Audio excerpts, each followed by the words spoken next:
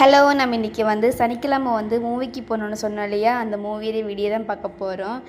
Movie 3 மணிக்கு. ஆனால் நாங்கள் கிளம்பும்போதே மணி 2:30 மணி ஆயிடுச்சு. அப்புறமா டிராஃபிக்கில் மாட்டி அடித்து பிடிச்சி உள்ளே போகிறதுக்குள்ளாரே 3:10 ஆயிடுச்சு.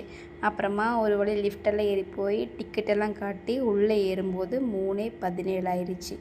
எனக்கு மூவி அந்த எழுத்து பிக்சர்லாம் காட்டும் இல்லையா? அங்கேருந்து பார்த்து தான் எனக்கு பார்த்த மாதிரியே இருக்கும்.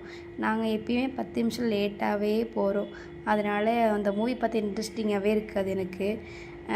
மூவி ஃபுல்லுமே இந்த பரோட்டாவை காட்டியே நம்மளை ஒரு வழி பண்ணிவிடுவாங்க.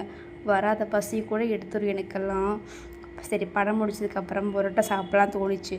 ஆனால் நம்ம இந்த இன்டர்வியூவில் விட்டதுக்கப்புறமா ஐஸ்கிரீமு, பாப்கார்ன் இதெல்லாம் சாப்பிடவும் எனக்கு அது சாப்பிட தோணவே இல்லை.